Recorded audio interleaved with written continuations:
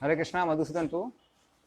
अगर आपने link share कर दिया है तो एक मैसेज करिए।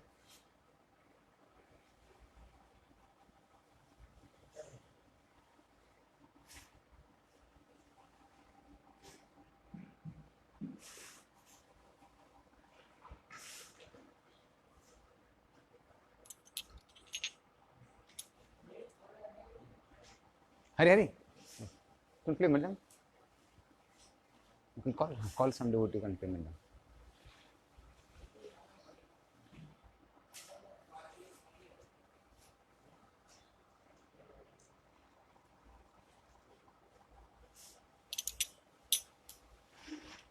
नमो विष्णुपादाय कृष्णापेक्षा भूतले श्रीमते भक्तिवेदांत स्वामी नामने।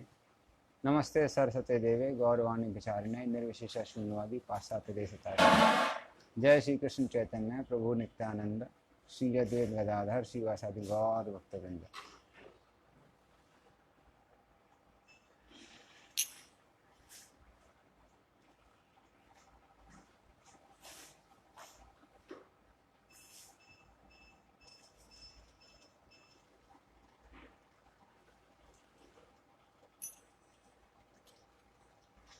हरे कृष्णा कृष्णा कृष्णा हरे हरे, हरे राम राम राम हरे हरे। कृष्णा कृष्णा कृष्णा कृष्णा हरे हरे, हरे राम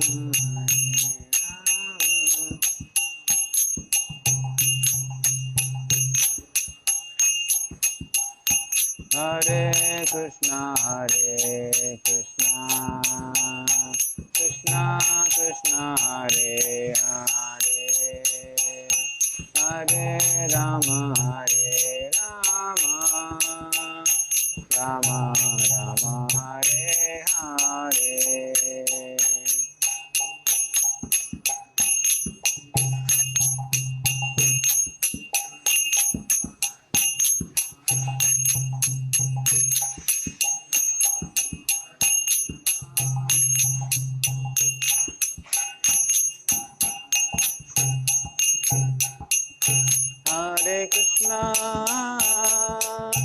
हरे कृष्णा कृष्णा कृष्णा हरे हरे,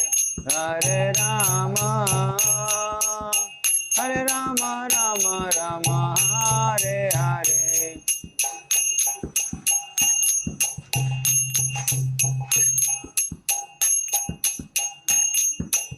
हरे कृष्णा कृष्णा कृष्णा हरे हरे, हरे राम राम राम हरे हरे। हरे कृष्णा कृष्णा कृष्णा हरे हरे, हरे राम राम राम हरे हरे।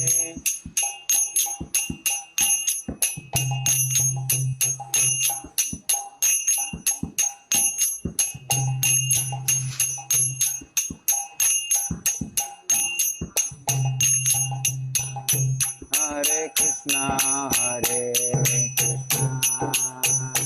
कृष्णा कृष्णा हरे हरे, हरे राम राम हरे हरे।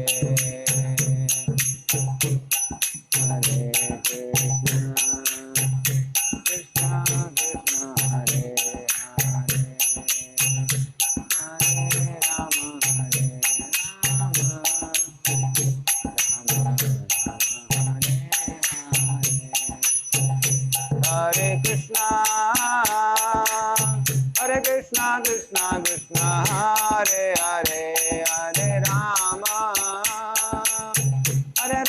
राम राम हरे हरे। कृष्णा कृष्णा हरे हरे, हरे राम राम राम हरे हरे, हरे कृष्णा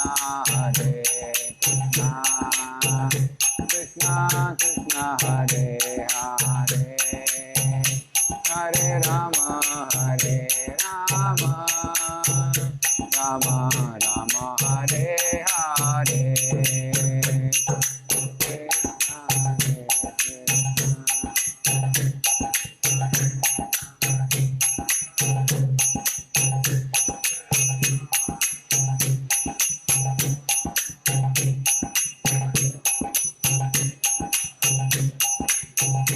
हरे कृष्णा कृष्णा कृष्णा हरे हरे, हरे राम राम राम हरे हरे।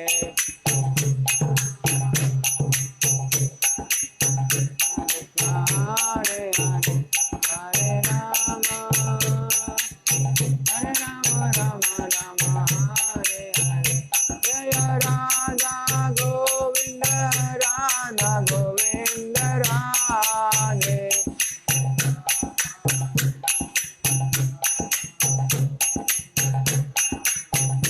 जय गौरानिताय गौरानिताय गौरानिताय, जय गौरानिताय।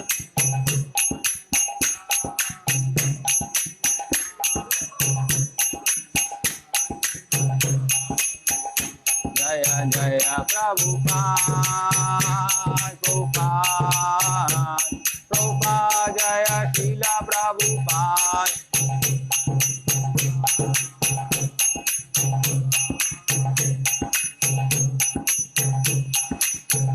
नित्य गौर हरि बोल हरि बोल हरि बोल, नित्य गौर हरि बोल।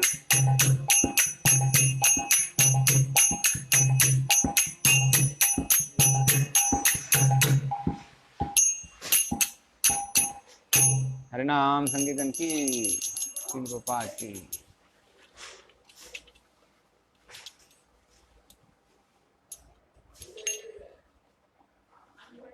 तो अभी हम लोग मंगलाचरण करेंगे और मंगलाचरण के बाद क्लास स्टार्ट करेंगे। और मधुसूदन को एक बार देख लीजिए, क्योंकि उमराज प्रभु कह रहे थे कि आपने शायद रिकॉर्डेड क्लास का लिंक भेजा है ग्रुप में, तो रिकॉर्डेड क्लास का देख लीजिए। रिकॉर्डेड क्लास का नहीं होना चाहिए लिंक, लिंक लाइव क्लास का होना चाहिए। ठीक है, तो उसको एक बार चेक कर लीजिए। तो अभी हम लोग क्लास स्टार्ट करते हैं। ओम अज्ञानतिमिरन्धस्य ज्ञानाञ्जनशलाकया चक्षुरुन्मीलितं येन तस्मै श्रीगुरवे नमः। श्रीचैतन्यमनोभीष्टं स्थापितं येन भूतले स्वयं रूपा कदा मह्यं ददाति सपदान्तिकं। वन्देऽहं श्रीगुरोः श्रीयुतापदकमलं श्रीगुरून् वैष्णवांश्च।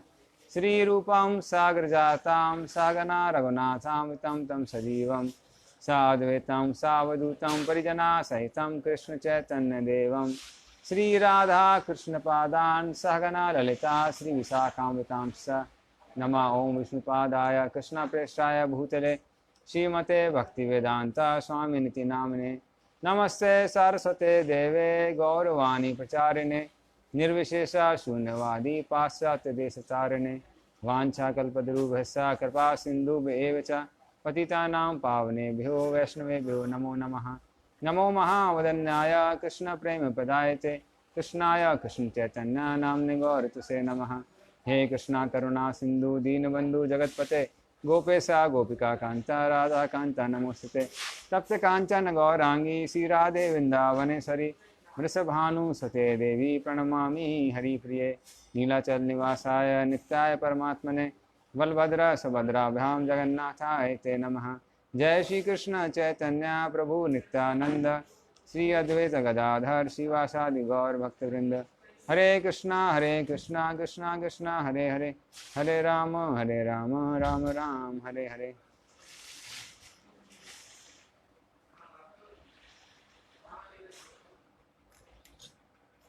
तो आज हम लोग रामायण का जो सबसे रोमांचक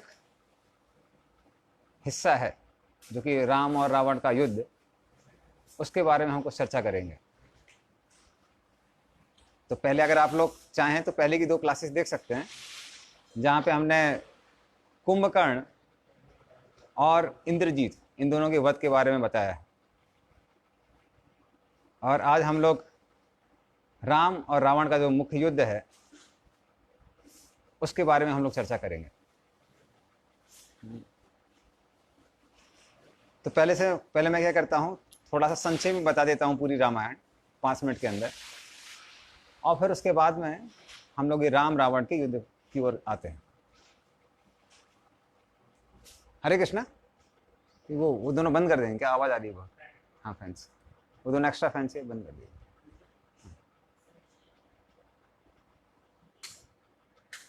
These 2 ठीक, थैंक यू। तो हम देखते हैं कैसे दशरथ महाराज, उनकी कोई संतान नहीं हो रही थी, वो बहुत चिंतित थे। तो उन्होंने बहुत सारे विवाह किए थे और उनकी 3 प्रमुख रानियां थी। और फिर उनके जो दामाद थे, शांता के पति ऋषि श्रृंगा, तो ऋषि श्रृंगा पुत्र कामेष्टि यज्ञ करते हैं, और पुत्र कामेष्टि यज्ञ से एक दिव्य पुरुष निकलता है जो कि खीर देता है। उस खीर को 4 भागों में बांटा जाता है, और जिससे दशरथ महाराज को 4 पुत्र प्राप्त होते हैं, राम, लक्ष्मण, भरत और शत्रुघ्न। तो ये 4 पुत्र प्राप्त होते हैं, और ये चारों के चारों वासुदेव, संकर्षण, प्रद्युम्न और अनिरुद्ध के अवतार हैं। तो भगवान स्वयं हैं चारों के चारों लोग। और फिर सीधे एपिसोड आता है जहां पे विश्वामित्र मुनि दशरथ महाराज से राम और लक्ष्मण की सहायता मांगते हैं, जिससे जो राक्षस लोग वन में ऋषियों को परेशान कर रहे हैं तो उनसे वो मुक्त हो सके। और वशिष्ठ मुनि के आग्रह पे दशरथ महाराज राम और लक्ष्मण को छोड़ देते हैं और जाने देते हैं विश्वामित्र मुनि के साथ। और फिर राम और लक्ष्मण वहां पर पहले तारकाका का वध करते हैं, फिर मारीची सुबाहु का वध करते हैं।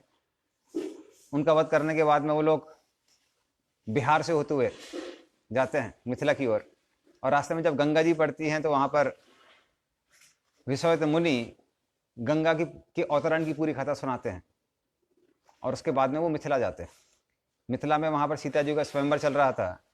वहां पे भगवान राम शिव धनुष को तोड़ते हैं, सीता जी को प्राप्त करते हैं, और फिर विवाह करके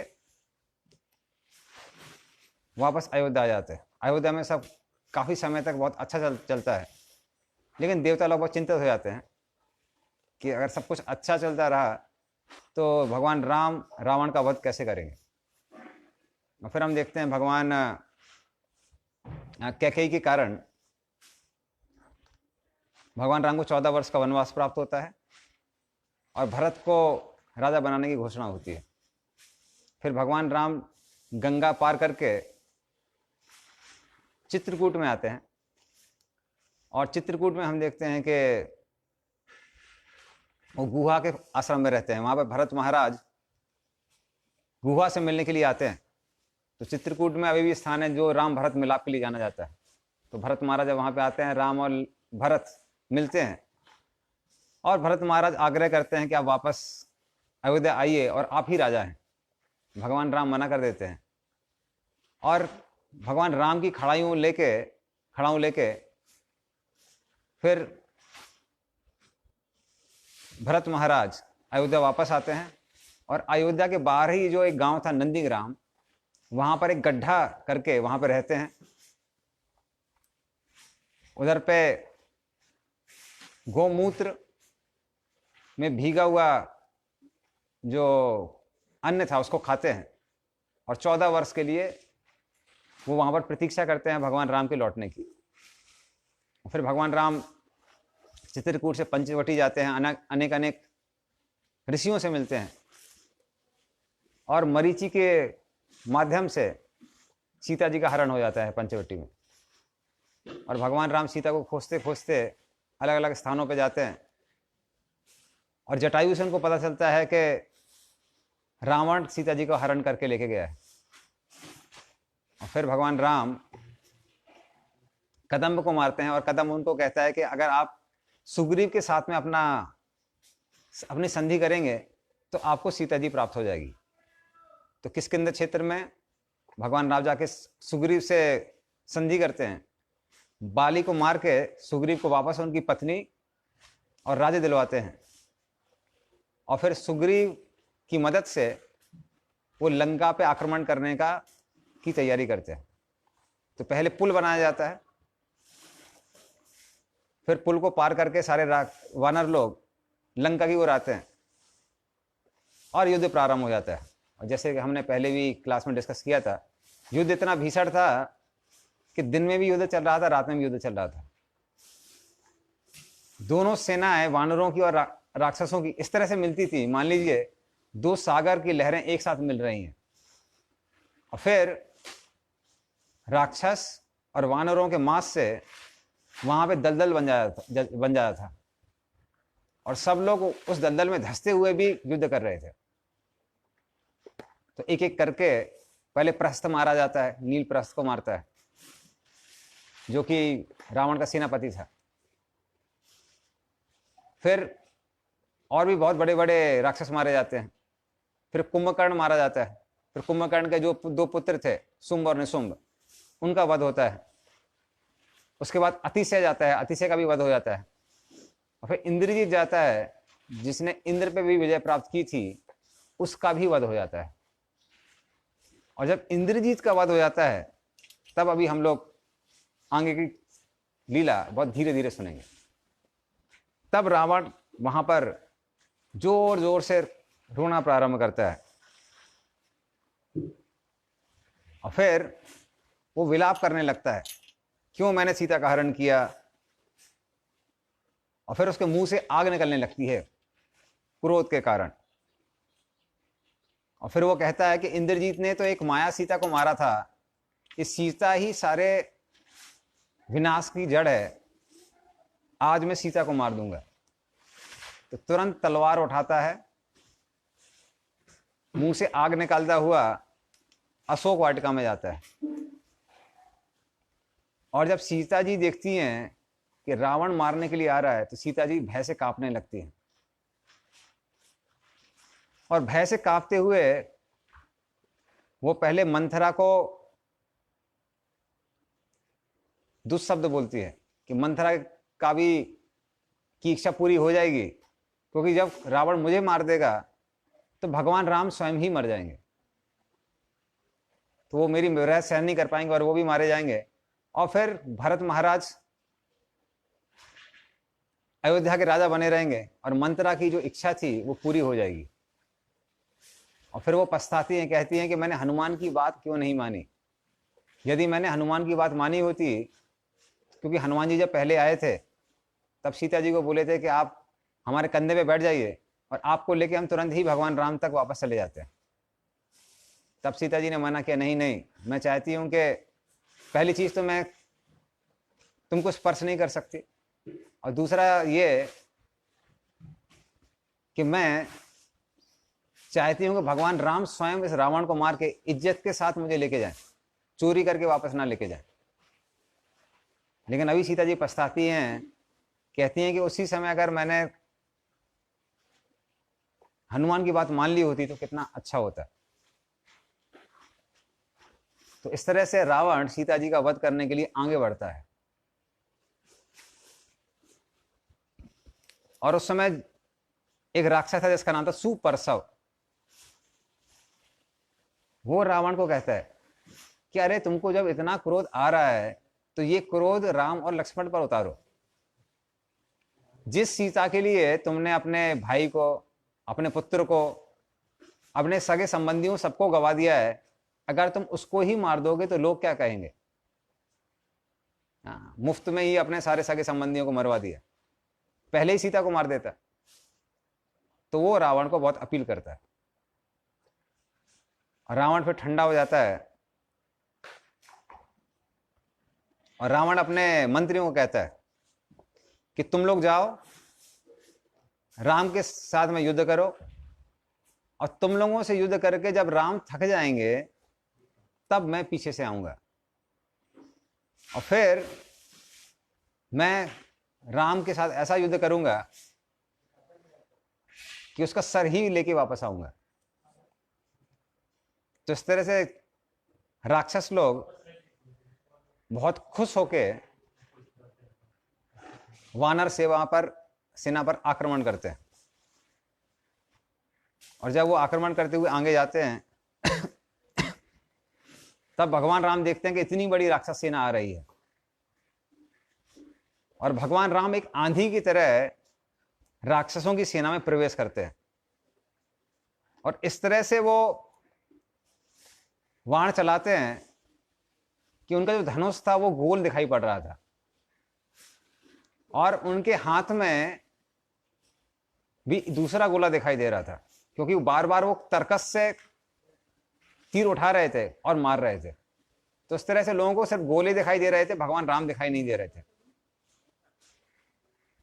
और भगवान राम ने मात्र 2 घंटे में 2 लाख राक्षस, 18,000 हाथी और 14,000 घोड़ों को मार दिया। तो लगभग ये 2 अक्षौणी सेना थी। और जैसे ऐसा विध्वंस देखा राक्षसों ने, तो वो रोते हुए वापस लंका में प्रवेश करने लगे, और सबके सब रामचंद्र की जय जयकार करने लगे, राधा रामचंद्र की जय। और फिर भगवान राम कहते हैं कि मात्र भगवान शिव और मैं ही ऐसा प्रदर्शन कर सकता हूं, कोई और नहीं कर सकता है। क्योंकि इस राक्षस साधारण नहीं थे, ये राक्षस सतयुग के राक्षस थे। तो श्रीमद् भागवतम में आता है कि यदि किसी को युद्ध में विजय प्राप्त करना है तो उसको राक्षसों की पूजा करनी चाहिए, क्योंकि राक्षस लोग सारे योनियों में, जो भी 84 लाख योनियां हैं, उन सारी योनियों में युद्ध करने में सबसे ज्यादा निपुण होते हैं राक्षस। लेकिन भगवान राम एक साथ इतने सारे राक्षसों को मार देते हैं, उनका वध कर देते हैं। और कुछ ही राक्षसों के जो नायक थे वही बचते हैं, वारकी सबके सब मारे जाते हैं। तो जब ऐसी पूरी सेना जब वापस आ जाती है लंका के अंदर, तो फिर रावण को समझ में आता है कि मुझे ही बाहर जाना पड़ेगा, और फिर रावण युद्ध करने के लिए बाहर जाता है। और उसके साथ में उसके 3 युद्ध नायक थे, सेना नायक थे, जिनका नाम था महापर्शव, विरूपक्ष और सुरंतक। और वो सबको कहता है कि आज तुम चिंता मत करो, आज सारे के सारे वानर, राम लक्ष्मण सबके सब मारे जाएंगे। आज हम विजय प्राप्त किए बिना वापस नहीं लौटेंगे। और रावण के पास में जो भी सेना बची थी, तब इतना विध्वंस होने के बाद में रावण के पास कितनी सेना बची थी? उसके पास 3 लाख हाथी थे, 1 लाख रथ थे, 6 लाख घोड़े थे, घुड़सवार थे, और 6 लाख पैदल सैनिक थे। तो लगभग 20 लाख सैनिक अभी भी थे, वो एंड में बचे हुए थे, आखिरी दिन के या फिर आखिरी युद्ध में। और वो सबके सब उत्तरी द्वार से बाहर आते हैं। और जैसे ही रावण बाहर आता है, वो अपने तीरों से और अपनी गदा से हजारों वानरों को मारना चालू करता है। रावण को देखना ही बड़ा मुश्किल लग रहा था। रावण को देखना इतना मुश्किल लग रहा था जैसे सूर्य को देखना मुश्किल लगता है। और जब सुग्रीव ने देखा कि अरे मेरी सेना के इतने सारे लोग मारे जा रहे हैं, तो सुग्रीव एक पेड़ उखाड़ता है और युद्ध करना प्रारंभ करता है, और वो राक्षस सेना पे आक्रमण करता है। और वो लगातार सुग्रीव राक्षस सेना पे पत्थरों से वर्षा कर रहा था। तो फिर सुग्रीव का सामना होता है वीरू पक्ष से। तो तुरंत सुग्रीव क्या करता है, उस पेड़ को निकालता है और उखाड़ता है, और पेड़ को सीधे वीरू पक्ष का जो हाथी था उसके सर पे दे मारता है। और वीरू पक्ष 100 तीरों को सुग्रीव पे फेंकता है, और सुग्रीव अपने पेड़ से तीरों को यहां वहां कर देता है। लेकिन जब हाथी के सर पे वो पेड़ गिरता है, तो हाथी अपने घुटनों पे नीचे आ जाता है और विरूपक्ष तुरंत हवा में उड़ता है और उड़ते हुए सुग्रीव पे एक तलवार से प्रहार करता है। और सुग्रीव एक चट्टान को उठाता है और विरूपक्ष पे फेंकता है, लेकिन विरूपक्ष थोड़ा सा साइड में हो जाता है और फिर अपनी तलवार से सुग्रीव पे फिर हमला करता है। और उस हमले के कारण सुग्रीव पीछे गिर जाता है। और फिर उसके बाद में अपने मुक्के से विरूपक्ष पे हमला करता है। विरूपक्ष किसी तरह से उस हमले से बचता है और सुग्रीव के सीने पे प्रहार करता है।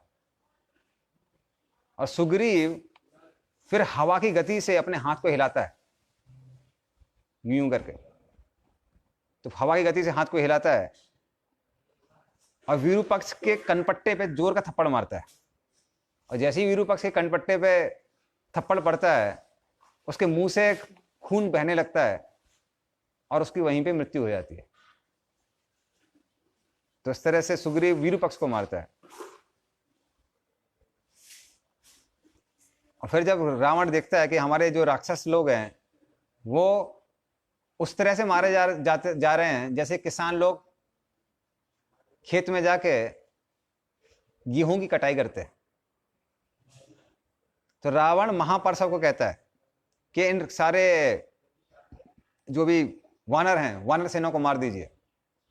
तो फिर सुग्रीव बाहर जाता है अपनी सेना को बचाने के लिए,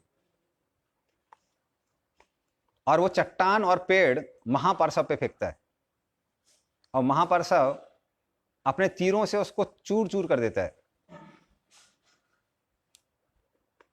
और फिर महापर्षव क्या करता है, फिर तीरों पे वर्षा करता है सुग्रीव पे।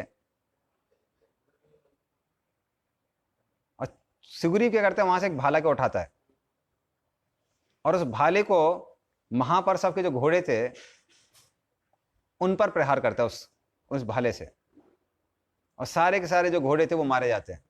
और महापर्षव अपने रथ से नीचे उतरता है और एक गदा लेके वो सुग्रीव पे हमला करता है। और सुग्रीव भी क्या करता है, सुग्रीव भी अपने भाले से हमला करता है और दोनों के दोनों जो अस्त्र शस्त्र थे वो चकनाचूर हो जाते हैं। और फिर उसके बाद दोनों के दोनों में मल्ल युद्ध प्रारंभ होता है और मल्ल युद्ध के बाद में दोनों के दोनों गिर जाते हैं। फिर महापर्षव तलवार उठा के और ढाल उठा के सुग्रीव पे हमला करता है और सुग्रीव भी एक वहां पे पड़ी हुई तलवार उठा लेता है। और जब महापर्षव की तलवार सुग्रीव की तलवार के ऊपर गिरती है तो सुग्रीव के कवच में जाके फंस जाती है। और फिर सुग्रीव क्या करता है, अपनी तलवार को घुमाता है और महापर्षव का सर काट देता है। तो उस तरह से महापर्षव भी मारा जाता है। और फिर एक ही सेनानायक बचा था जिसका नाम था सुरंतक, उसको अंगद मार देता है। तब रावण के पास कोई भी सेनानायक नहीं बचता है, सिर्फ सेना बचती है राक्षसों की और वही एक नायक बचता है। तो फिर रावण को समझ में आ जाता है कि अब सीधा सीधा हमला करना पड़ेगा, यहां वहां की स्ट्रेटेजी से काम नहीं चलेगा। तो सीधे रावण भगवान राम के पास जाता है। तो वो थोड़ा दूर में ही देखता है कि भगवान राम और लक्ष्मण युद्ध कर रहे हैं, तो वो रास्ते में जितने वानर थे उनको मारते हुए आगे बढ़ता है, सीधा राम और लक्ष्मण के सामने जाता है और वो एक अस्त्र फेंकता है जो कि राहु देवता द्वारा दिया गया था। तो राहु देवता मतलब राक्षस ही है। और वो क्या करता है, वो जो अस्त्र है वो हजारों हजारों वानरों को उस तरह से मारता है जैसे कि सर्दी के मौसम में जब फुहासा आता है तो सूरज की रोशनी से फुहासा खत्म हो जाता है। उस तरह से सारे के सारे वानर लोग मारे जा रहे थे। और जब लक्ष्मण देखता है कि रावण आ रहा है तो लक्ष्मण अपने बहुत सारे तीरों से रावण पर हमला करता है, पर रावण सारे के सारे वाणों को अपने वाणों से काट देता है और सीधे भगवान राम के सामने जाता है। और फिर राम और रावण का आमना सामना होता है। तो पहले भी एक बार उनका आमना सामना हुआ था, लेकिन इस बार सबको पता था कि ये आखिरी लड़ाई है, आखिरी युद्ध है।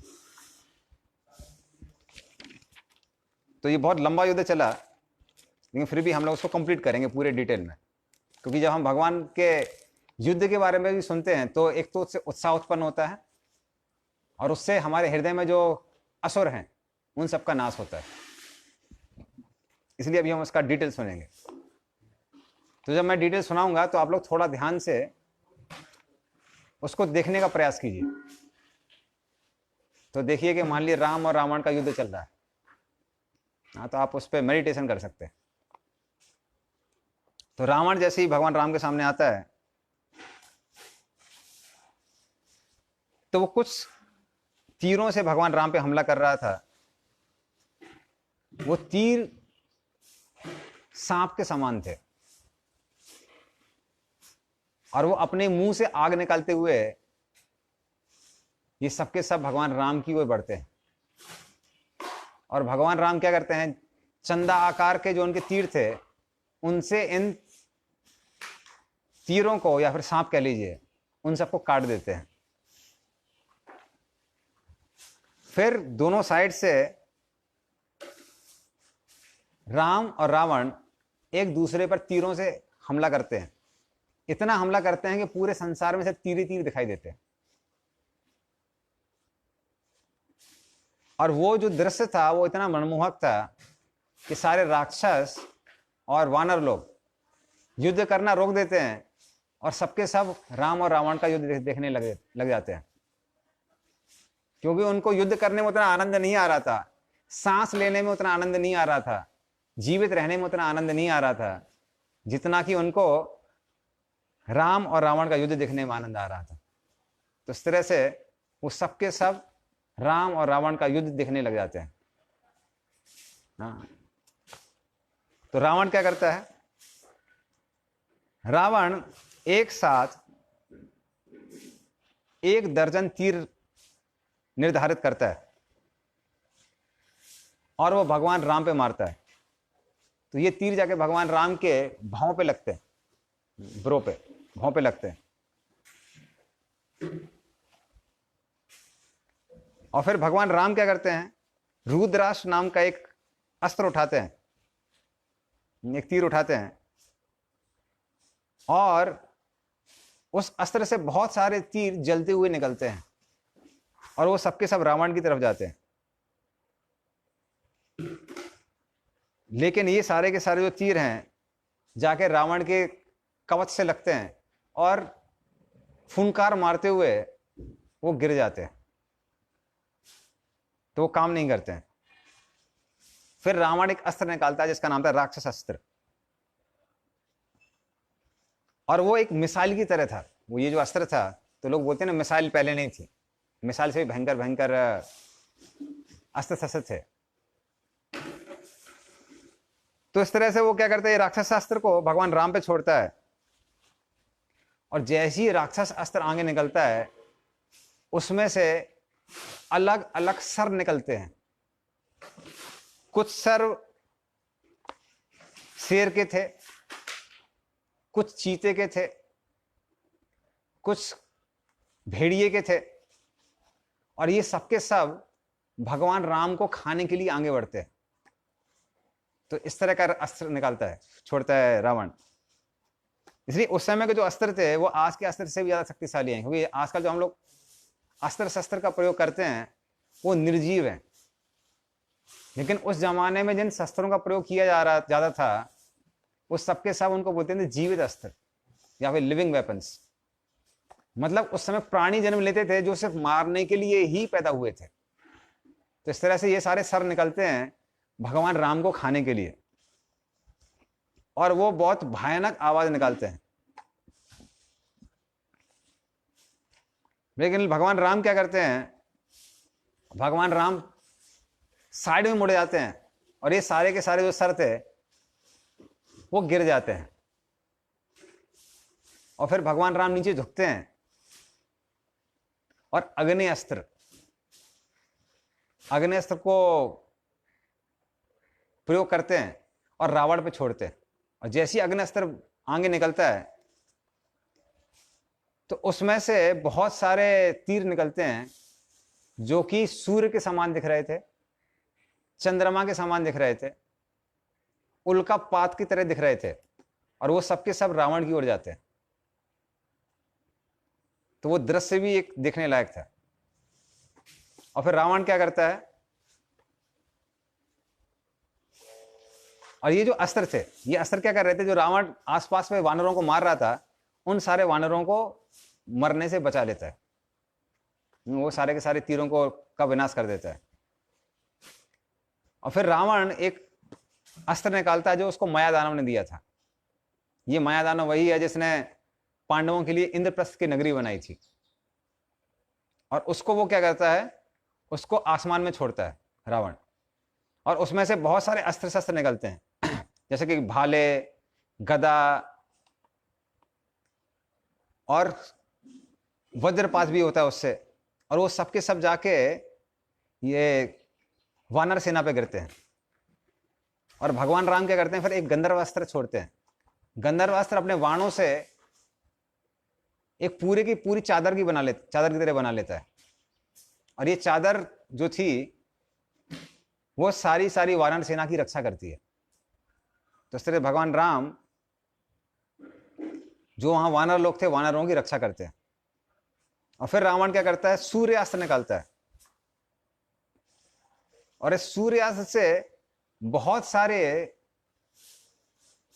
जिसको बोलते हैं डिस्क, तो बहुत सारी डिस्क निकलती हैं, उड़न तस्तरी। तो बहुत सारी उड़न तस्तरी निकलती हैं उसमें से, जो कि सूर्य के समान ही दिखाई पड़ रही थी। और भगवान राम क्या करते हैं, अपने तीरों से उन सबको चकनाचूर कर देते हैं। फिर रावण क्या करता है, 10 तीरों से भगवान राम पे हमला करता है, जो कि भगवान राम पे जाके लगते हैं। फिर भगवान राम 100 तीरों से हमला करते हैं, जो कि रावण को जाके लगते हैं। और तब तक लक्ष्मण जी बीच में आ जाते हैं। लक्ष्मण जी कहते हैं हमारे साथ भी थोड़ा युद्ध करो। तो लक्ष्मण जी घुस जाते हैं युद्ध करने के लिए रावण के साथ में। तो भगवान और लक्ष्मण जी क्या करते हैं, रावण की जो रथ की पताका थी उसको काट देते हैं, और वो पताका में एक मानव का सर बना हुआ था, तो उसको काट देते हैं। और फिर वो एक चंदाकार एक तीर निकालते हैं जिससे सारथी का सर कट जाता है। फिर वो 5 तीर निकालते हैं जिससे रावण का धनुष कट जाता है। और फिर विभीषण भी युद्ध करने के लिए आ जाता है रावण से, और विभीषण रावण के घोड़ों को मार देता है। और ये सारे घोड़े साधारण नहीं थे, ये एक एक चट्टान के समान ऊंचे थे, पर विभीषण उन सबको मार देता है। और फिर रावण जब विभीषण को देखता है तो उसको बहुत क्रोध आता है कि इसकी वजह से ही मेरा विनाश हुआ है। और रावण एक भाला उठा के विभीषण पे मारता है, प्रहार करता है, लेकिन लक्ष्मण जी 3 तीरों से उस भाले को काट देते हैं। और फिर रावण एक और भाला निकालता है जिसमें से नीली नीली आग निकल रही थी, और वो जाके विभीषण की ओर फेंकता है। लेकिन लक्ष्मण जी क्या करते हैं, रावण को पूरे बाणों से घेर लेते हैं ताकि रावण को कुछ भी दिखाई ना दे। और फिर रावण बहुत सारे भाले आसपास फेंकने लगता है, और एक भाला जाके लक्ष्मण जी को लगता है, और लक्ष्मण जी बेहोश होकर नीचे गिर जाते हैं। तो लक्ष्मण जी को तीसरी बार भाला लगा था ये युद्ध में। तो 2 बार इंद्रजीत की वजह से बेहोश हुए थे, और तीसरी बार फिर बेहोश हो जाते हैं। और भगवान राम फिर इस भाले को लक्ष्मण जी के शरीर से निकालते हैं और उसको तोड़ देते हैं। और फिर वो रावण जब मौका देखता कह रहे रामचंद्र जी तो बचाने की कोशिश कर रहे हैं, तो भगवान राम पे ही वाणों से हमला करने लगता है। लेकिन भगवान राम उन वाणों की परवाह नहीं करते हैं, भले ही वो उनके शरीर में लग रहे थे। और तुरंत वो हनुमान और सुग्रीव को कहते हैं कि लक्ष्मण की रक्षा करो, और आज मैं ऐसा युद्ध करूंगा कि संसार में कोई एक ही व्यक्ति रह जाएगा या तो राम या फिर रावण। और इस तरह से वो चेतावनी देते हुए युद्ध करने के लिए आगे जाते हैं। और फिर वो बहुत सारे तीर एक साथ रावण पे मारते हैं। रावण वापस तीरों को मारता है और फिर रावण उसके रथ में जितने भी गदा थी, गदा को फेंकना चालू करता है भगवान राम के ऊपर, और भगवान राम उसको अपने तीरों से काट देते हैं। और फिर वो ऐसे तीर फेंकते हैं जिनसे बहुत सारी आवाज निकल रही थी, और वो एक एक करके ये चीखते चिल्लाते तीर रावण के शरीर पे जाके लगते हैं, और रावण वहां पर रथ पे ही गिर जाता है। और इस तरह से रावण का जो पूरा शरीर था वो तीरों से भर जाता है। और फिर भगवान राम देखते हैं कि जब रावण घायल है तो लक्ष्मण के पास में वापस आते हैं और रोने लगते हैं, क्योंकि लक्ष्मण जी अभी सांस भी नहीं ले रहे थे। और फिर वो कहते हैं कि मैं सुमित्रा को क्या बोलूंगा, भरत को क्या बोलूंगा, शत्रुघ्न को क्या बोलूंगा। अगर सीता चली जाती तो कोई बात नहीं थी, लेकिन सीता के लिए मैंने अपना भाई गंवा दिया, तो मैं उनको कुछ जवाब नहीं दे पाऊंगा। और फिर उस समय सुसेन जी वहां पे आते हैं, और जैसे हमने पहले लास्ट क्लास में बताया था कि 4 तरह के जो जड़ी बूटियां थी, तो उनसे लक्ष्मण जी को वापस ठीक कर देते हैं। तो फिर लक्ष्मण जी राम को बोलते हैं, बोले अरे आप क्षत्रिय हैं, क्षत्रिय होकर रो रहे हैं, ये आपके लिए उचित नहीं है। तो आपको इस समय रोना नहीं चाहिए, बल्कि जो आपने विभीषण को का राज अभिषेक किया है उस प्रतिज्ञा को पूरा करने का समय आ गया है। तो तुरंत इस असुर का, इस रावण का वध कीजिए। और फिर जब भगवान राम ऐसा सुनते हैं तो पूरी तरह क्रोध के साथ भर जाते हैं। और तब तक जो रावण था वो भी, उसने भी रेस्ट ले लिया था, तो रावण वापस, उसकी एनर्जी वापस आ जाती है। और फिर भगवान राम रावण के ऊपर इन सारे तीरों से प्रहार करते हैं, और ये सारे के सारे तीर आवाज करते हुए रावण पे जाके लगते हैं। और वो ऐसे दिख रहे थे जैसे मान लीजिए सांपों का हमला हो रहा हो। तो उस समय मातली इंद्र के कहने पे इंद्र का रथ लेके नीचे आता है। उस रथ को 1000 घोड़े चलाते थे। 1000 घोड़े चलाते हैं मतलब वो किसी भी दिशा में कैसे भी मूव कर सकता है, क्योंकि 4 घोड़े होंगे तो आप 4 दिशा में मूव कर सकते हैं। 1 घोड़ा होगा तो एक ही दिशा में मूव कर सकते हैं। 1000 घोड़े मतलब किसी भी दिशा में मूव कर सकते हैं, पर उसको चलाने वाला भी एक्सपर्ट होना चाहिए। अगर वो एक्सपर्ट नहीं होगा तो चला नहीं पाएगा।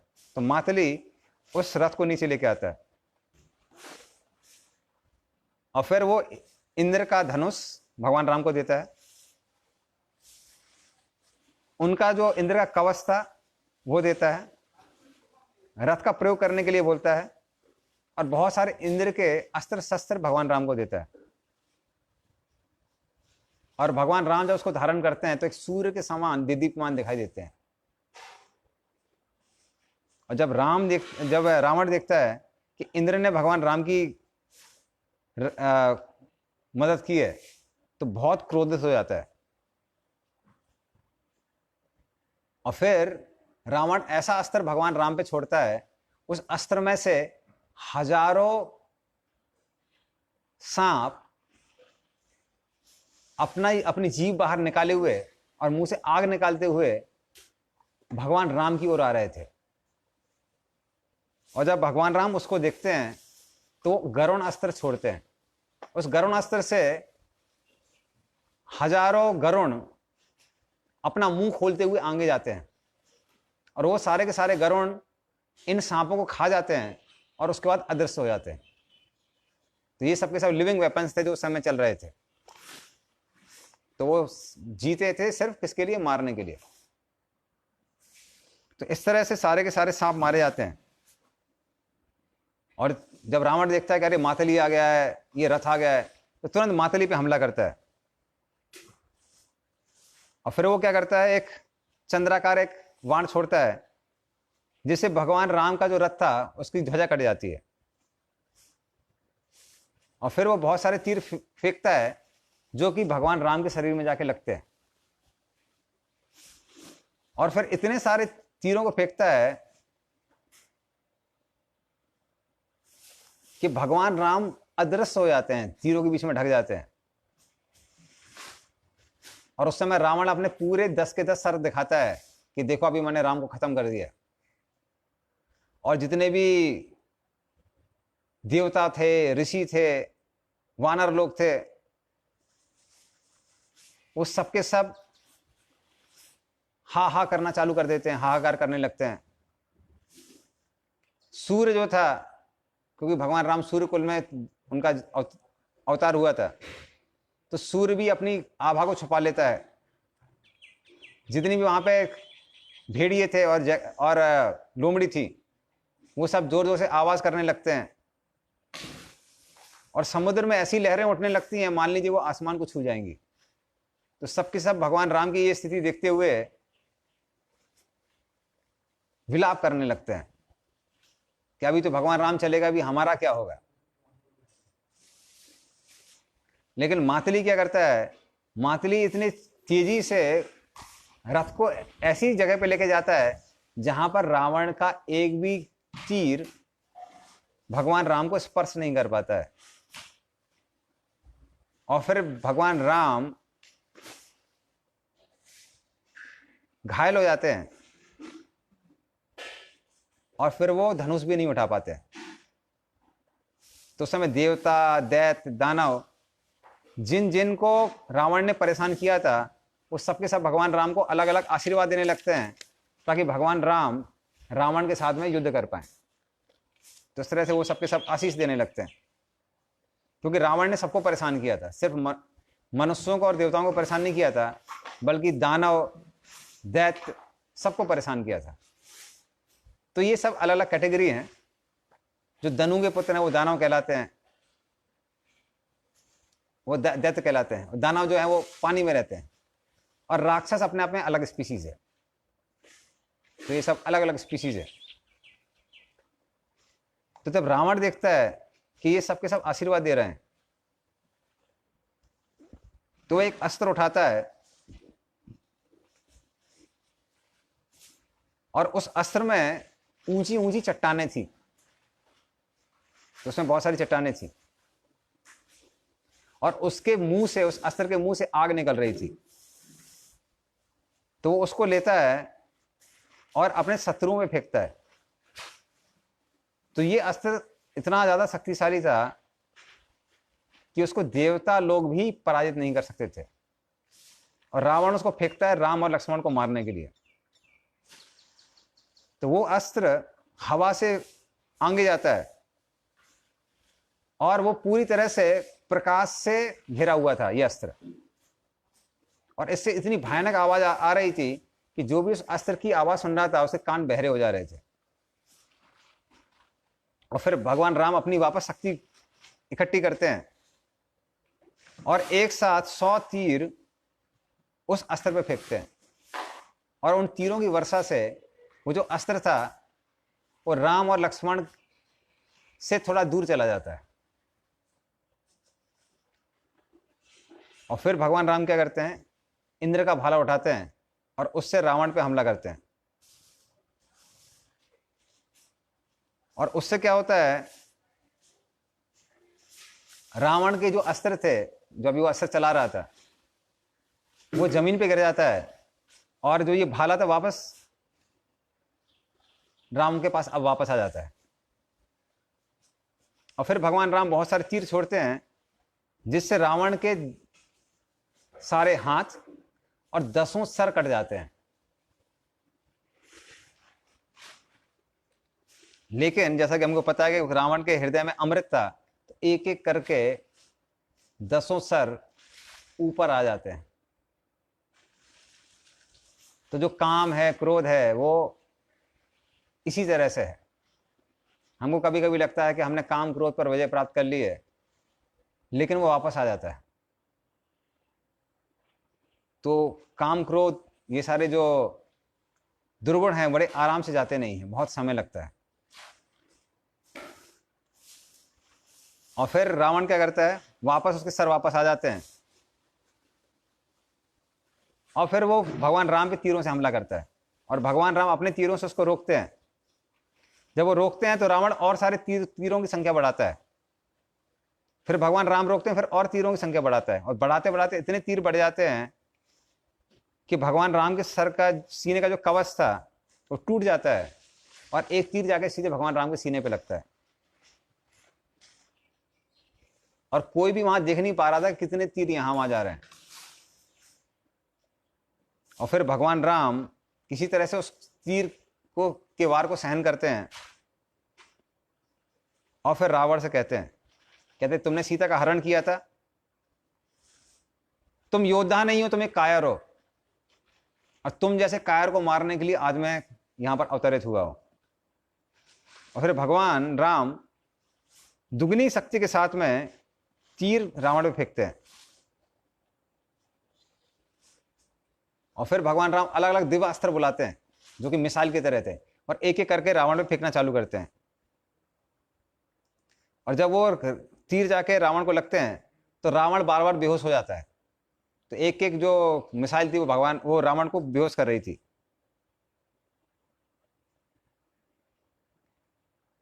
और फिर जो वहां पे जो वानर लोग थे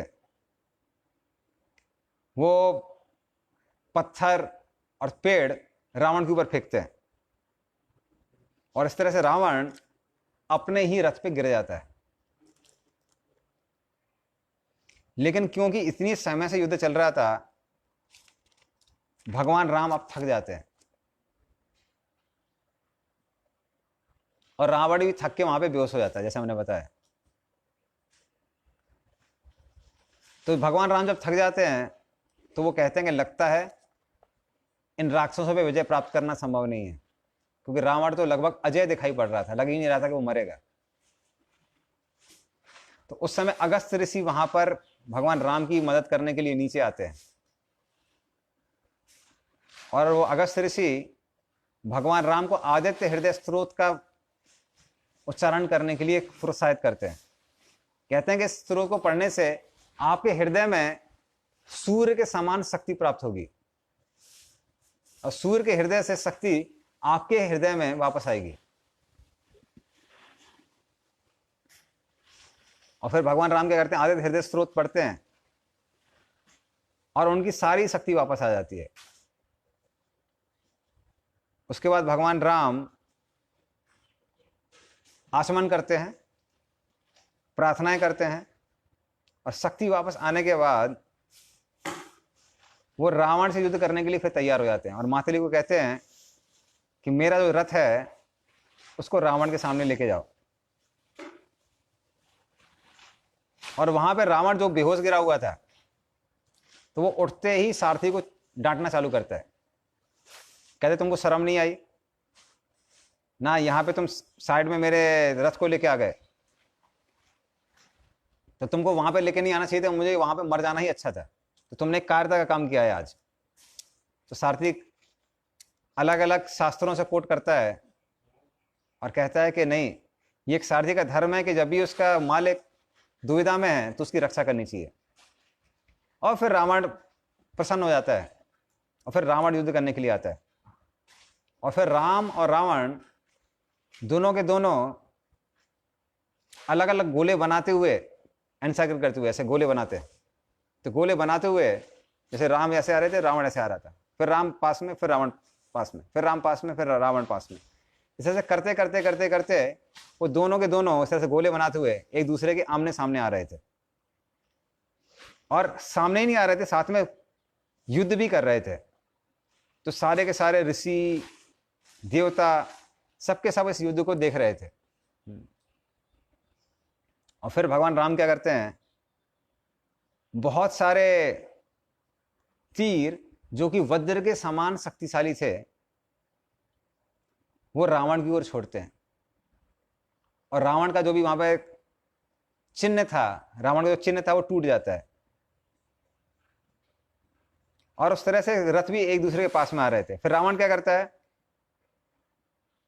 बहुत सारे तीर भगवान राम के घोड़ों पे छोड़ता है, लेकिन भले ही इन घोड़ों पे तीर लग रहे थे, फिर भी घोड़े भगवान राम की सेवा करने के लिए इतने आतुर थे कि वो बिना हिले भगवान राम की बात मान रहे थे। और फिर वो क्या करते हैं, फिर रावण क्या करता है, गदा, कुल्हाड़ी और इस तरह से बहुत सारे अस्त्र शस्त्र अपने वाणों पे सुसज्जित करके भगवान राम की ओर फेंकता है। लेकिन मातली के रथ चलाने के कारण वो सबके सब यहां वहां हो जाते हैं, भगवान राम को कुछ होता नहीं है। और फिर रावण क्या करता है, रावण बहुत सारी मिसाइल लेता है और उनको वानरों के ऊपर छोड़ता है, और भगवान राम अपने वाणों से सारे के सारे वानरों की रक्षा करते हैं। और इस तरह से दोनों के दोनों देवास्त्र एक दूसरे पे छोड़ रहे थे, और उन देवास्त्रों के टकराने की वजह से इतना सारा धुआं निकलता है कि पूरा का पूरा धुआं पूरे आसमान में छा जाता है। तो आसमान में सिर्फ धुआं ही धुआं दिखाई दे रहा था, इतने सारे अस्त्र शस्त्रों का से एक दूसरे पे हमला किया जाता है। फिर रावण धीरे धीरे करके वाणों की संख्या बढ़ाता है, तो पहले 20, फिर 60, फिर 100, फिर 1000, तीनों से भगवान राम की ओर छोड़ता है। और जितने रावण छोड़ता है उसके दुगने भगवान राम छोड़ते हैं। तो रावण जब 20 छोड़ता है, भगवान राम 40 छोड़ते हैं। रावण 60 छोड़ता है, भगवान राम 120। रावण 100, भगवान राम 200। रावण 1000, भगवान राम 2000। तो इस तरह से युद्ध करते करते आधा दिन निकल जाता है। तो हमारा आधा घंटा ही निकला है, लेकिन वहां पे आधा दिन निकल जाता है। और फिर रावण क्या करता है, दोबारा राक्षस अस्त्र निकालता है, और उस राक्षस अस्त्र से, जैसे हमने पहले बताया था, बहुत सारे अस्त्र शस्त्र निकलते हैं। पृथ्वी में भूकंप होने लगता है, जो वहां पे समुद्र था उसमें ज्वार भाटा उठने लगता है। सूर्य था, सूर्य का प्रकाश धूमिल हो जाता है, और बहुत सारे सांप वहां से निकलते हैं, और बहुत सारे राक्षस भी निकलते हैं उस अस्त्र से। तो वो सारे राक्षस अपने मुंह से आग निकालते हुए वानर सेना पे जाके गिरते हैं, और भगवान राम पे भी गिरते हैं। और फिर भगवान राम फिर गंधर्व अस्त्र निकालते हैं और उन सबको मार देते हैं। और फिर भगवान राम एक तीर निकालते हैं और उसमें मंत्र की शक्ति डालते हैं, जिससे 10 जलते हुए तीर निकलते हैं, और वो रावण के 10 सरों को काट देते हैं। लेकिन जैसे ही रावण के सर कट रहे थे, पहले की तरह वो क्या कर रहे थे, सर वापस ऊपर आ रहे थे। फिर इस तरह से भगवान राम 100 बार उन्होंने रावण के इन 10 सरों को काटा, लेकिन वो वापस के वापस सर ऊपर आ रहे थे। फिर भगवान राम कहने लगे, अरे ये राक्षस मरेगा कैसे, लग रहा है कि ये तो अजय है, इसको मारना संभव नहीं है। तो विभीषण वहां पर आता है। तो विभीषण कहता है कि ब्रह्मा जी की आशीर्वाद के कारण रावण के सर और रावण के हाथ ये कभी भी नष्ट नहीं हो सकते हैं, लेकिन उसके हृदय में अमृत है, और वो अमृत निरंतर उसको शक्ति देता रहता है। जैसे हम लोग थक जाते हैं पर वो थकता नहीं है, उसके पास निरंतर शक्ति आती रहती है। इसलिए यदि आप उस अमृत को अगर सुखा सकते हैं जो कि हृदय में विद्यमान है, तो रावण निश्चित ही मर जाएगा।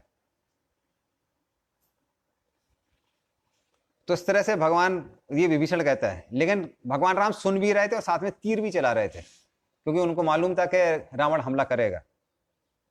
और फिर मातली बोलता है कि हे भगवान, अभी अभी जब अगस्त्य ऋषि आए थे तो उन्होंने आपको एक मंत्र दिया था, और जब पहले आप अगस्त्य ऋषि से मिले थे तो अगस्त्य ऋषि ने आपको एक तीर दिया था। तो उसमें क्यों ना आप ब्रह्मास्त्र की शक्ति डाल के इस रावण पे छोड़ते हैं, जिससे रावण के सीने का अमृत सूख जाएगा और रावण मर जाएगा। और भगवान राम को यह आइडिया बहुत अच्छा लगता है। तो इस तरह से हमारे जीवन में भी नम्रता होनी चाहिए। तो भगवान राम ये नहीं बोले अरे तुम तो एक सारथी हो, चुपचाप रहो, तुमको युद्ध के बारे में क्या मालूम है। मातली ने जो भी सलाह दी भगवान राम ने उसको अच्छे से फॉलो किया।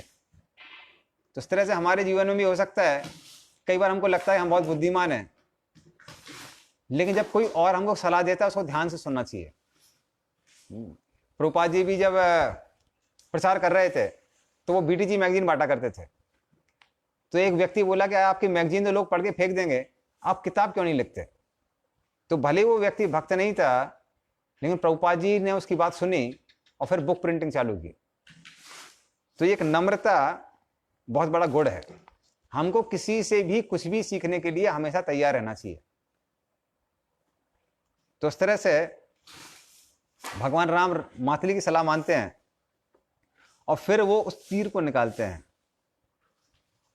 तो वो तीर कैसा था, तीर का जो बीच का हिस्सा था वो आकाश का बना हुआ था। आकाश मतलब कुछ नहीं है, हम लोग आकाश के अंदर ही बैठे हुए हैं।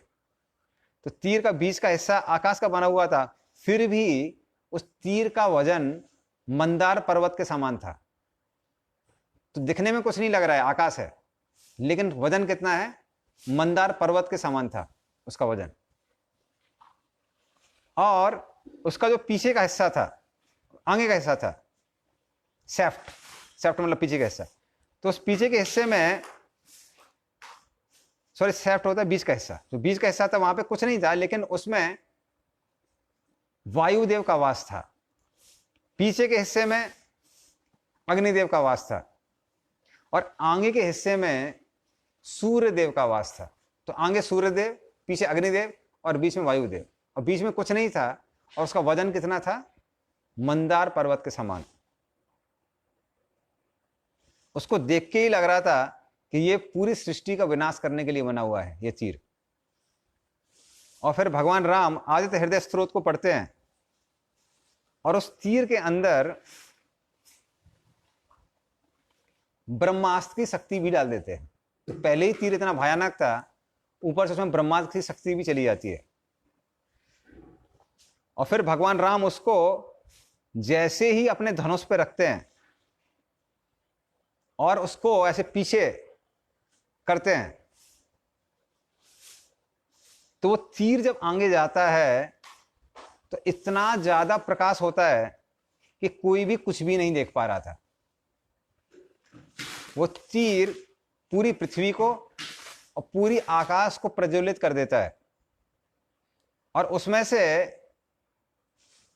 जैसे कि समुद्र से आवाज निकलती है, भीषण आवाज, खासकर जब जार भाटा होता है और बड़े बड़े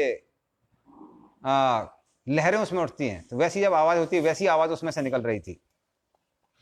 और वो तीर सीधा जाके रावण के हृदय पे जाके लगता है।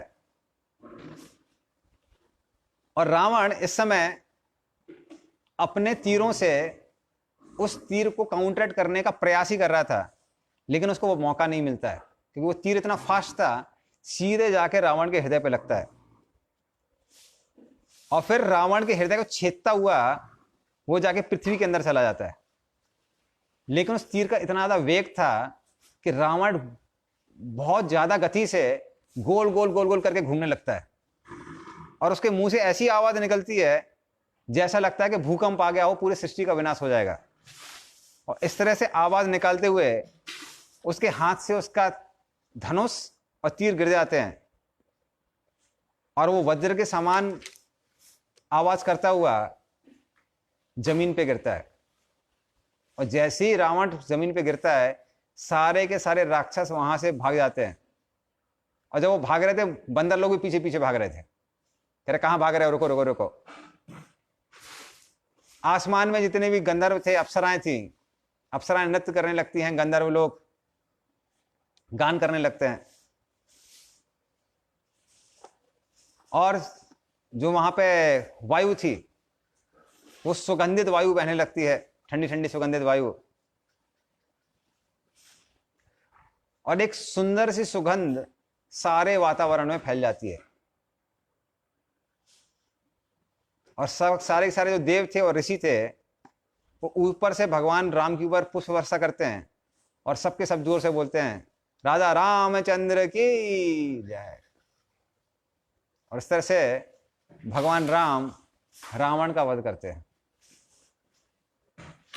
हाँ, तो ऑलरेडी 5:45 हो गया है। तो इस तरह से हम लोग भगवान राम से प्रार्थना कर सकते हैं, क्योंकि रावण, कुंभकर्ण, ये सारे के सारे असुर अगर सत्य बताएं तो ये हमारे हृदय में भी रहते हैं। तो रावण जैसा काम, कुंभकर्ण जैसा लोभ, कुंभकर्ण बहुत लोभी था, इंद्री जैसा क्रोध और धृष्टता, ये सारी की सारी चीजें हमारे हृदय में हैं।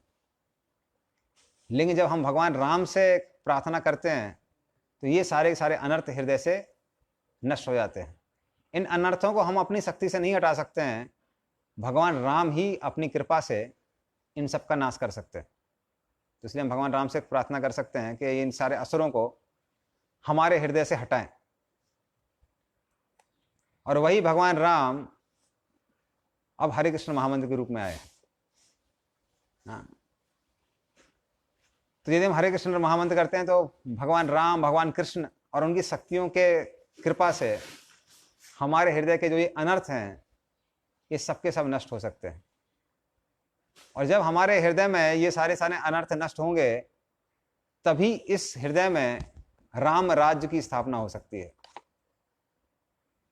तो राम राज्य की जो स्थापना है वो बाहर करनी आवश्यक है, पर उससे ज्यादा अंदर करनी आवश्यक है। जब हृदय में भगवान के राम के राज्य की स्थापना हो जाती है, मतलब भगवान राम, भगवान कृष्ण हमारे हृदय के राजा बन जाते हैं, तब ही हम पूर्ण रूप से संतुष्ट रह सकते हैं। अन्यथा संतुष्ट रहना हमारे लिए संभव नहीं है। तो हर व्यक्ति अशांत है, संतुष्टि ढूंढ रहा है, लेकिन वो तब तक संतुष्ट नहीं हो सकता है जब तक भगवान राम और भगवान कृष्ण की कृपा ना हो।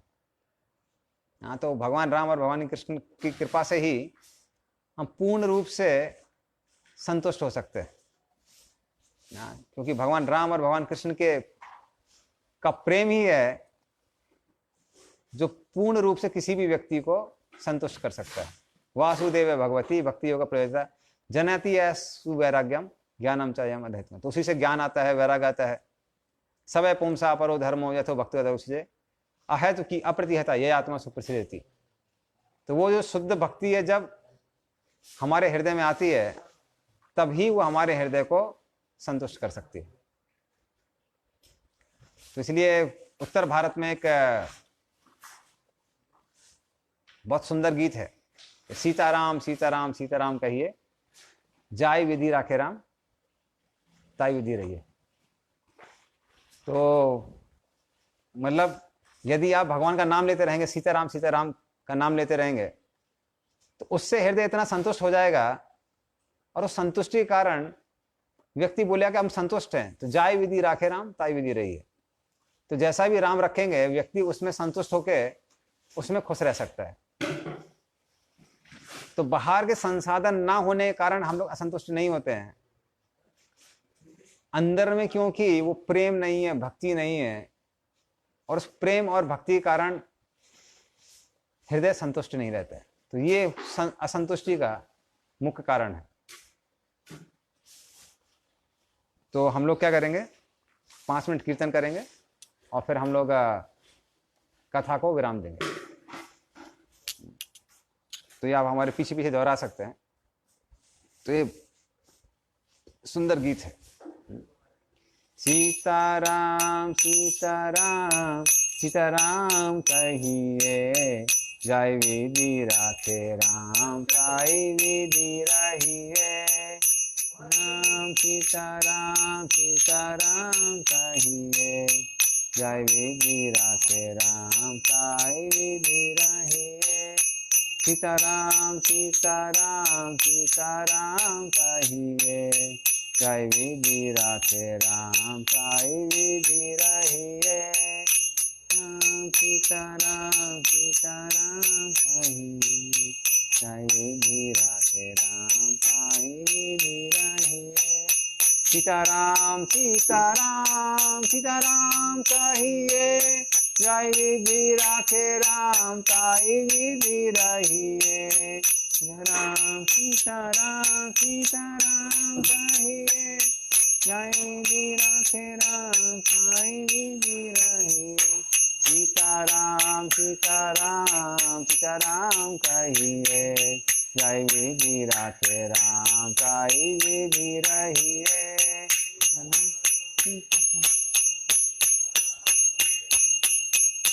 विधि राखे राम ताई विधि रहिए। सीताराम सीताराम सीताराम कहिए, जय विधि राखे राम ताई विधि रहिए। राम सीताराम सीताराम कहिए, जय विधि राखे राम ताई विधि रहिए। हरे कृष्णा कृष्णा कृष्णा हरे हरे, हरे राम राम राम हरे हरे। कृष्णा कृष्णा कृष्णा कृष्णा हरे हरे, हरे राम राम। हरे कृष्णा कृष्णा कृष्णा हरे हरे, हरे राम राम राम हरे हरे।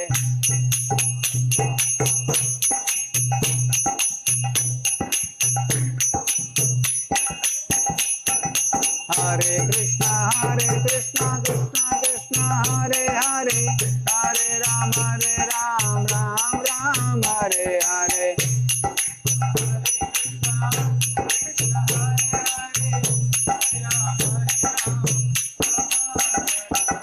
हरे कृष्णा कृष्णा कृष्णा हरे हरे, हरे राम राम हरे हरे।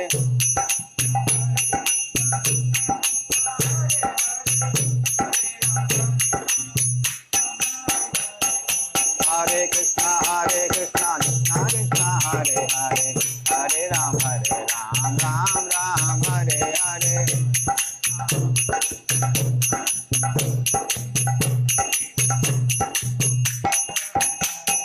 हरे कृष्णा कृष्णा कृष्णा हरे हरे, हरे राम राम हरे हरे।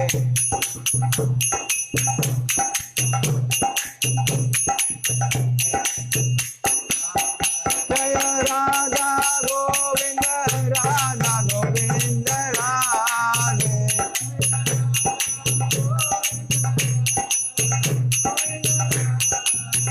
जय गौरानिताय गौरानिताय गौरानिताय, जय गौरानिताय।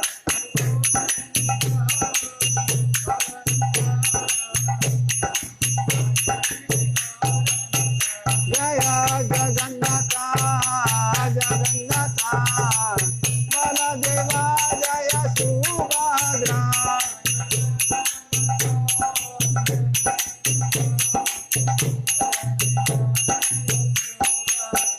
जय जय प्रभुपाद जय श्रील प्रभुपाद।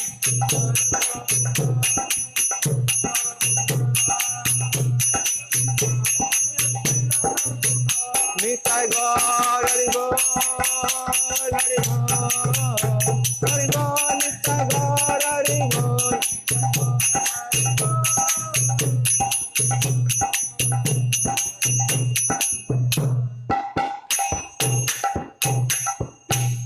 हरिनाम संकीर्तन की, वाल्मीकि मुनि की, रामायण की जय, राधा रामचंद्र की जय, जय गौर प्रेमानंदे हरे हरे। हरे कृष्ण।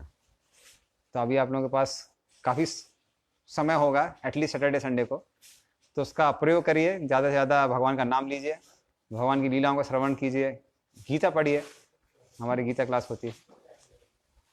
तो आप इस तरह से इस समय का सदुपयोग करते हैं आध्यात्मिक उन्नति के लिए, तो इसका सदुपयोग कीजिए। हरे कृष्ण। श्री प्रभुपाद की।